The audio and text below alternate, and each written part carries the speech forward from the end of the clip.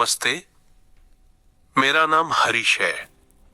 मैं दक्षिण से हूं और मैं गैर हिंदी भाषी आबादी का प्रतिनिधित्व करूंगा।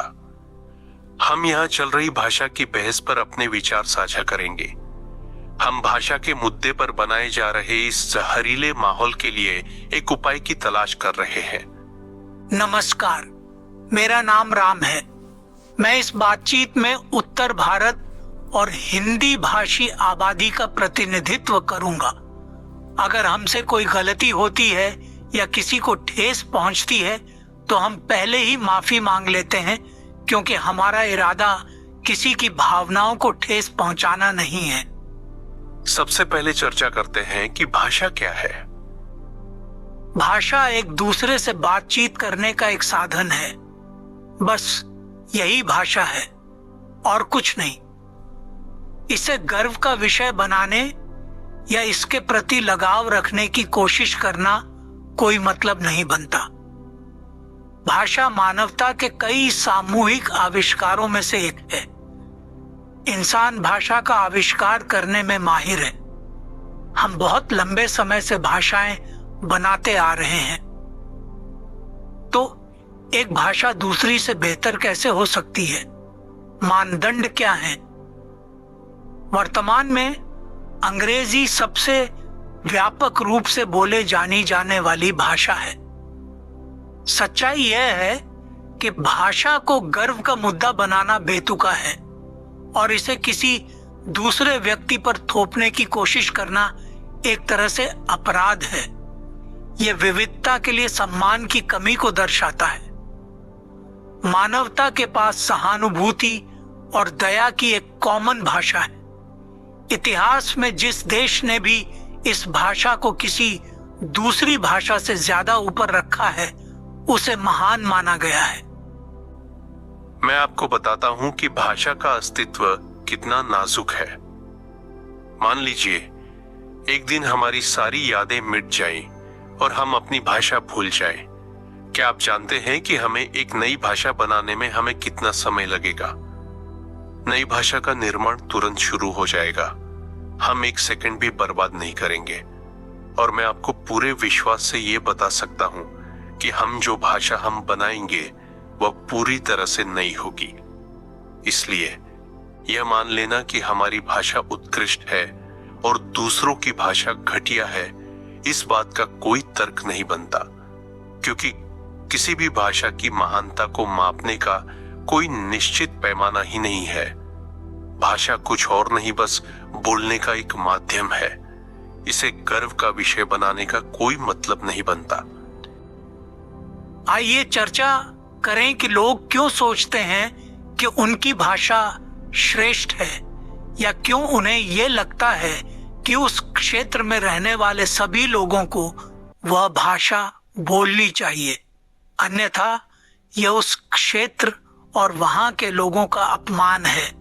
इसका मुख्य कारण क्षेत्रवाद है। हम सभी को यह मानना पसंद है कि हम जिस राज्य में रहते हैं वह देश का सबसे अच्छा राज्य है। हम अक्सर लोगों को यह कहते सुनते हैं कि पंजाब की महान भूमि, यूपी की महान भूमि, महाराष्ट्र की महान भूमि, तमिलनाडु की महान भूमि, वगैरह वगैरह। जब हमें लगता है कि जिस जमीन पर हम चलते हैं वह सबसे महान है, तो हम उस जमीन की संस्कृति और भाषा जैसी हर चीज को बढ़ावा देने की कोशिश करते हैं। लेकिन जमीन महान या कम महान कैसे हो सकती है? क्योंकि हर राज्य की जमीन जुड़ी हुई है। अगर हमने सीमाएं नहीं खींची होती तो फिर एक राज्य की भूमि महान कैसे हो सकती है जबकि दूसरे राज्य की नहीं? क्योंकि सभी जमीन जुड़ी हुई हैं। हिंदी, अंग्रेजी, तमिल, तेलुगु, कन्नड़ आदि भाषाओं को थोपना आपकी छोटी सोच और खुद को श्रेष्ठ दिखाने की कोशिश का नतीजा है। हर कोई अपने जैसे लोगों से प्यार कर सकता है। हमसे अलग लोगों के प्रति प्यार हमें इंसान बनाता है। किसी से नफरत करने के लिए भाषा को आधार बनाना सबसे बेतुका कारण है। खासकर तब जब हम भारतीय एक दूसरे से नफरत करने के लिए कारण खोजने में माहिर हैं। धर्म, जाति, रंग, राज्य और भाषा पर्याप्त नहीं थे। अब हम फिल्मी सितारों, क्रिकेटरों और यहां तक कि एक आईपीएल टीम के लिए एक दूसरे से नफरत करते हैं। एक दूसरे से नफरत करने के लिए हमें 100 कारण मिल जाएंगे अगर हम ढूंढें तो, लेकिन एक दूसरे से प्यार करने का हमारे पास सिर्फ एक ही कारण है, और वह यह है कि हम सभी भारतीय हैं। मैं बचपन में सोचता था कि अंग्रेजों ने हम पर इतने लंबे समय तक कैसे राज किया। अब मुझे समझ में आया कि क्योंकि हमें एक दूसरे से नफरत करने के लिए उकसाना बहुत आसान है। भाषा की बात करें तो भाषा सीखना बहुत समय लेने वाला और बोरिंग काम है। आमतौर पर अगली पीढ़ी स्थानीय भाषा से ज्यादा परिचित हो जाती है। किसी बच्चे के लिए भाषा सीखना हमेशा आसान होता है क्योंकि उसके पास बिताने के लिए ज्यादा समय होता है और वह उस इलाके के संपर्क में रहता है। रोजाना संघर्ष करने वाले और भागदौड़ करने वाले वयस्कों के लिए भाषा सीखने के लिए समय निकालना हमेशा मुश्किल होता है। कई दक्षिण भारतीय दावा करते हैं कि जब वे उत्तर की ओर जाते हैं तो वे हिंदी भाषा सीखते हैं, इसलिए दक्षिण में आने वाले उत्तर भारतीयों को भी भाषा सीखनी चाहिए। यह तर्क बहुत ही गलत है। सबसे पहले, हिंदी उत्तर की ओर बोली जाने वाली एकमात्र भाषा नहीं है। पंजाब, महाराष्ट्र, गुजरात आदि जैसे हर राज्य की अपनी क्षेत्रीय भाषाएं हैं। इसलिए अगर हम यह तर्क लागू करते हैं कि अगर आप किसी राज्य में जाते हैं और क्षेत्रीय भाषा नहीं सीखते हैं तो यह क्षेत्रीय भाषा का अपमान है। फिर दक्षिण भारतीयों के लिए यह मान लेना कि हर उत्तर भारतीय हिंदी जानता है और गुजराती, पंजाबी और महाराष्ट्रियन से हिंदी में बात करना भी अपमानजनक है। हालांकि उत्तर भारत में कोई शिकायत नहीं करता क्योंकि भाषा उत्तर भारत में एक बड़ेदा मुद्दा नहीं है। गुजराती, पंजाबी और महाराष्ट्रियन एक साथ बैठकर दक्षिण भारतीय से अंग्रेजी में बात कर सकते हैं बिना उन पर हिंदी थोपे।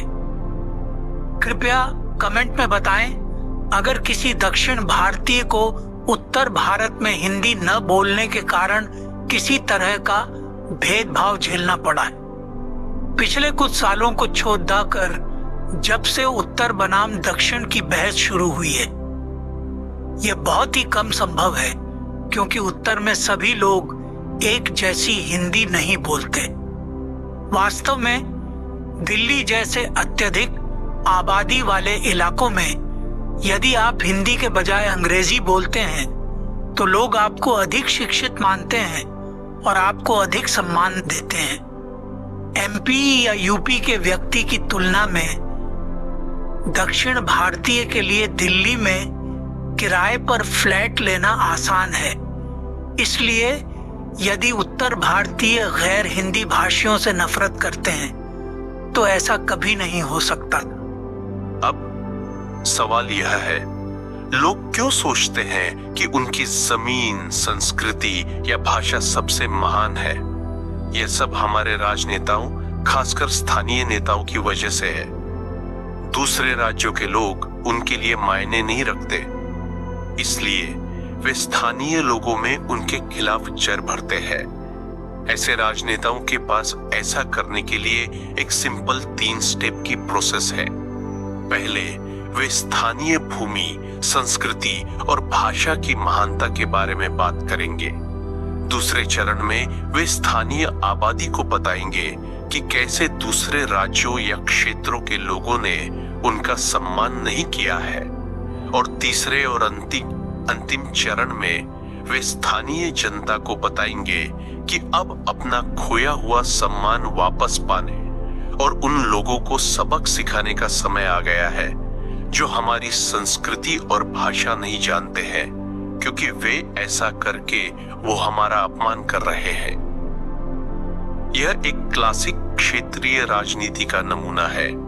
राज्य बदल सकता है, लेकिन क्षेत्रीय राजनेताओं के बीच यह दृष्टिकोण वही रहता है। किसी भी राज्य के लोग यह मानना पसंद करते हैं कि यह उनका राज्य है और किसी तरह इस पर उनका व्यक्तिगत अधिकार है। एक राज्य पर अधिकार वहां रहने वाले लोगों का सामूहिक रूप से होता है, व्यक्तिगत रूप से नहीं। किसी भी व्यक्ति के पास केवल उस जमीन पर अधिकार होता है जिस पर उसका कानूनी रूप से अधिकार है या जिस घर में वह रहता है। सिर्फ इसलिए कि आप उस राज्य में रहते हैं, इसका मतलब यह नहीं है कि आप किसी को राज्य छोड़ने के लिए कह सकते हैं या आने देने की अनुमति दे सकते हैं। अगर आपको कोई भ्रम है तो किसी सार्वजनिक स्थान या घर के बाहर किसी भी जगह पर अपना अधिकार दिखाने की कोशिश करें। आपको तुरंत पता चल जाएगा कि आपके पास कितना कम अधिकार है अपने घर से बाहर। आप उस राज्य के पार्क की बेंच पर भी नहीं सो सकते जिसे आप अपना बताते हैं। किसी राज्य पर किसी भी तरह का अधिकार होना सिर्फ एक भ्रम है। असल में राज्य का स्वामित्व राज्य में रहने वाले लोगों का सामूहिक रूप से होता है। इससे कोई फर्क नहीं पड़ता कि वे वहां पैदा हुए हैं या नहीं। अगर उनके पास आपके जैसा ही पासपोर्ट है तो फिर उनका भी इसमें हिस्सा है। राज्य देश नहीं है, राज्य एक देश भारत का हिस्सा है। हम एक खतरनाक दौर में प्रवेश कर रहे हैं। हमें एक साथ रहना होगा। यूरोप का उदाहरण लें, जो देशों में विभाजित है। अब यह रूस से खतरे में है और अमेरिका पर बहुत ज्यादा निर्भर है। अलग अलग प्रत्येक देश आर्थिक रूप से विकसित हो गए हैं, लेकिन उनका अस्तित्व पूरी तरह से इस तथ्य पर निर्भर करता है कि बड़े देश उनकी जमीनों पर कब्जा करने की कोशिश नहीं करेंगे। आने वाले सालों में केवल बड़े देश ही राज करेंगे, जबकि छोटे देश केवल बड़े देशों की दया पर निर्भर रहेंगे। हमारी नफरत आमतौर पर गरीबों या मध्यम वर्ग के प्रति होती है। हम उत्तर भारतीय क्रिकेटरों धोनी, कोहली, जडेजा आदि का जश्न मनाते हैं जब वे दक्षिण की टीमों के लिए आईपीएल खेलते हैं। उत्तर में लोग नारायण मूर्ति और शिव नादर जैसे दक्षिण भारतीय व्यापारियों के साथ साथ राहुल द्रविड़ और अश्विन जैसे दक्षिण भारतीय क्रिकेटरों को पसंद करते हैं जो हिंदी भाषी नहीं है। फिर हम गरीब और मध्यम वर्ग के लोगों के लिए भाषा की बाधा क्यों डालते हैं? हमें यह समझने की जरूरत है कि व्यक्तिगत रूप से हम कानून नहीं बना सकते और उन्हें किसी पर थोपने की कोशिश नहीं कर सकते। हम सरकार चुनते हैं और वही कानून बनाती है। हम किसी विशेष संस्कृति, क्षेत्र या भाषा के मसीहा या योद्धा बनने का फैसला करके इसे दूसरों पर थोपना शुरू नहीं कर सकते। हम अपने बच्चों के साथ भी ऐसा नहीं कर सकते। एक छोटे बच्चे को उसकी इच्छा के विरुद्ध कुछ करने के लिए मनाने की कोशिश करें, आप जान जाएंगे कि यह कितना मुश्किल है। बात यह है कि आप किसी को किसी चीज का सम्मान करने के लिए मजबूर नहीं कर सकते। यह खुद अपने आप नेचुरली होता है और कोई भी जबरदस्ती करने वाले का सम्मान नहीं करता, लोग उससे भले ही डरते ही क्यों न हो। रोजगार के लिए उत्तरी भारतीयों का दक्षिणी राज्यों में जाना कुछ दक्षिण भारतीयों को परेशान करता है और वे खुद को खतरे में महसूस करते हैं। लेकिन हमें यह खुद से पूछना चाहिए कि उत्तर भारतीय राज्य दक्षिण भारतीय राज्यों की तुलना में आर्थिक रूप से अधिक संघर्ष क्यों कर रहे हैं? उत्तर भारतीय राज्य कई दुश्मन देशों के साथ सीमा साझा करते हैं और समय समय पर कई आक्रमणकारी देश में आए और उन्होंने उत्तरी भारतीय राज्यों को अधिक लूटा, जिससे उत्तरी भारतीय राज्य अधिक गरीब हो गए, काम किया और किसी भी विदेशी हमलावर ताकत के साथ संपर्क का पहला बिंदु बनकर आघात को सहन किया और नुकसान सहा। उत्तर भारतीय राज्य का मजाक उड़ाना ठीक वैसा ही है जैसे दो भाइयों में से एक दूसरे भाई का उसके घावों के लिए मजाक उड़ा रहा हो जो उसे घर की रक्षा करते समय मिले हैं। यदि दक्षिण के राज्य अर्थव्यवस्था में आगे हैं तो उत्तर भारतीय सेना का एक बड़ा हिस्सा है। जब दुश्मन की गोली सीमा पार करती है तो सबसे अधिक संभावना है कि वो एक उत्तर भारतीय के सीने पर लगती है। हर राज्य किसी न किसी तरह से योगदान दे रहा है। कुछ राज्यों के योगदान की सराहना की जाती है जबकि अन्य को नीची नजर से देखा जाता है। स्वतंत्रता के बाद भारतीय सरकार को पाकिस्तानी एजेंसियों की पहुंच से बचाने के लिए सभी केंद्रीय वैज्ञानिक सुविधाओं और प्रयोगशालाओं को दक्षिण में स्थानांतरित करना पड़ा। इससे दक्षिण के विकास में बहुत मदद मिली। यदि उत्तर भारतीय बुरे होते तो वे दक्षिण को क्यों पनपने देते, खासकर जबकि भारत के अधिकांश प्रधानमंत्री उत्तर भारत से रहे हैं। सोचो, अगर भगवान राम को दक्षिण से श्रीलंका जाते समय भाषा और क्षेत्रवाद की बाधा का सामना करना पड़ता तो हमारे पास रामेश्वरम नहीं होता।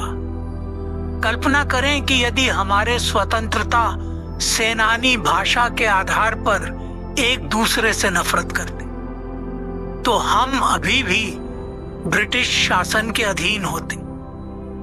याद रखें, अगर कोई संस्कृति, परंपरा या भाषा पुरानी हो जाती है तो वह खत्म हो जाती है और आमतौर पर नई चीजें उसकी जगह ले लेती है। ऐसा पहले भी हुआ है और ऐसा होता रहेगा। खुद को उन चीजों से जोड़ने के बजाय जो मौजूद नहीं है, हमें उन लोगों से जुड़ने की कोशिश करनी चाहिए जो शारीरिक रूप से मौजूद हैं। किसी दूसरे इंसान को चोट पहुंचाना क्योंकि आप उसे अपनी बदलती परंपरा, संस्कृति या भाषा के लिए खतरा समझते हैं, यह मानवीय नहीं है। परंपरा, संस्कृति या भाषा इंसान को इंसान नहीं बनाती। इंसानियत इंसान को इंसान बनाती है। तो अगली बार जब आप इंटरनेट पर किसी ऐसे व्यक्ति से मिलें जो कह रहा हो कि हिंदी सबसे अच्छी भाषा है और सभी को हिंदी बोलनी चाहिए, तो उसे अनदेखा कर दे, क्योंकि वह नहीं जानता कि वह किस बारे में बात कर रहा है। या तो वह अज्ञानी है या उसे इसके बारे में सोचने का ज्यादा मौका नहीं मिला है। उससे नफरत न करें, उसकी अज्ञानता को माफ करें।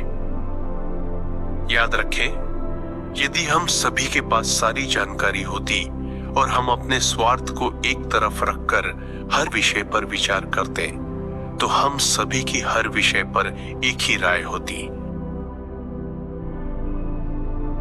अगली बार यदि आपको किसी के चेहरे पर कैमरा लगाकर क्षेत्रीय भाषा न बोलने के लिए शर्मिंदा करने की आवश्यकता महसूस होती है तो ये जान लें, आप उसे शर्मिंदा नहीं कर रहे हैं।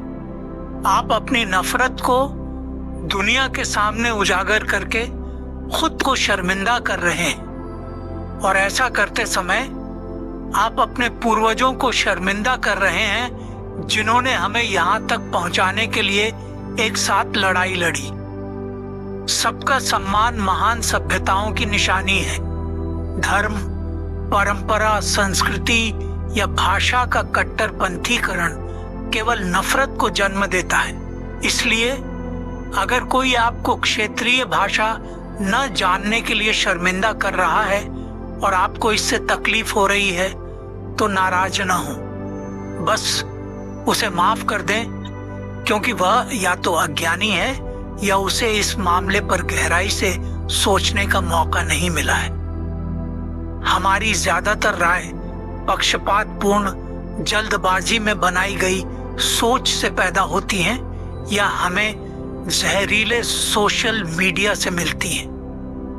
अगर हम सभी के पास सारी जानकारी होती और हम अपने मतलब को एक तरफ रखकर हर मामले के बारे में सोचते तो हम सभी की हर मामले पर एक जैसी राय होती।